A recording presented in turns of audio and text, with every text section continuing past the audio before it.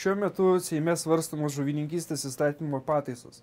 Dauguma Seimo narių kalba tik tai apie žūklę Kuršių mariose ir apie kvotų dalinimo funkcijų paskirstimą tarp Žemės ūkio ir aplinkos ministerijų. Deja, priėmus šias pataisas daug kas nutyli, bet būtų sukurtas pagrindas Lietuvoje sugrąžinti verslinę žūklę į Lietuvos ežerus, taip pat ir į Kauno marias. Tai būtų visiškai nekorektiškas sprendimas, kadangi tiek Lietuvos ežerai, tiek Kauno marios šiuo metu yra žuvinamos už meškeriotojų suneštus pinigus, sugrąžinti į šiuos ežerus verslinę žūklę ir išsemti žuvis, kurios buvo suleistos už meškeriotojų suneštus pinigus, būtų visiškai nekorektiška meškeriotojų atžvilgiu. Meškeriotojams kiekvieną savaitę kūrimos 3 televizijos laidos, leidžiami 4 specializuoti žurnalai. Meškeriotojų reikmenis gamina 9 įmonės, importuoja 36, veikia apie 200 mažmeninių parduotuvių.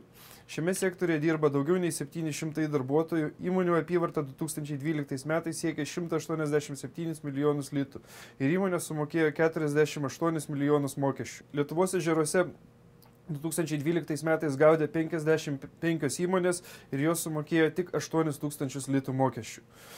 Žvejai verslininkai taip pat nėra PVM mokėtojai, taip pat jie gauna po 275 litrus be akcizo dizelino už kiekvieną versliniais įrankiais gautą toną žuvų.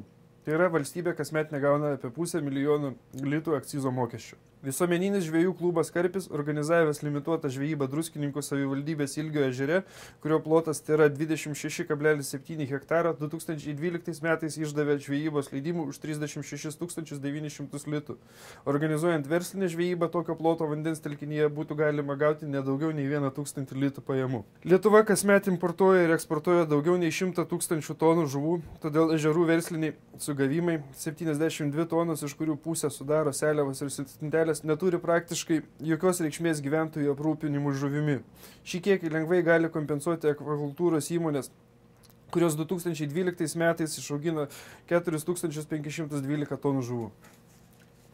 Lietuvoje yra 170 000 aktyviai meškeriojančių žmonių. Apie 500 000 žmonių kasmet turi išlaidų susijusių su meškeriojimu. 2012 metais surinkta mokesčių vien už meškeriotojų leidimus į specialią aplinkos apsaugos rėmimo programą už 2,4 milijonus litų. Šiais metais į šią programą jau surinkta virš 5 milijonų litų pajamų. Vieno darbuotojo darbo vietos išlaikymas metams įmonė kainuoja virš 15 000 litų, mokant tik minimalų nustatytą atlyginimą. Iš 55 įmonių žvejojusių ežeruose tokias pajamas parodė tik 7 įmonės. Pakankamas pajamas 2 darbo vietų išlaikymui, neskaitant kitų galimų įmonės išlaidų, parodė tik 4 įmonės.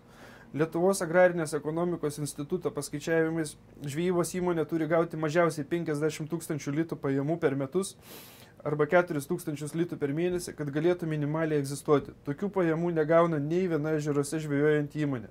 Akivaizdu, kad verslinė žvejyba nėra pagrindinis žvejybos įmonių pragyvenimo šaltinis. Šiais metais Kauno marios aplinkos ministerijos buvo įžuvintos už beveik 300 000 litų iš lėšų surinktų už meškeriotojų leidimus. Esant tokio dydžio investicijom iš lėšų surinktų už meškeriotojų leidimus būtų nekorektiška atstatyti verslinę žūklę ir leisti telkinio išteklius eksploatuoti verslininką. Kadangi Seime yra stumiamos ir aktyviai stumiamos įstatymo pataisos, kurios gina tik siauro rato interesus, kurie realiai nerodo jokių pajamų ir nemoka jokių mokesčių, kyla klausimas, kodėl Seimo nariai gina būtent šitą siauro rato interesus, o neatsižvelgia į didelės meškeriotojų grupės interesus, kurie moka didelius mokesčius ir kurie sudaro didelį rinkėjų grupę.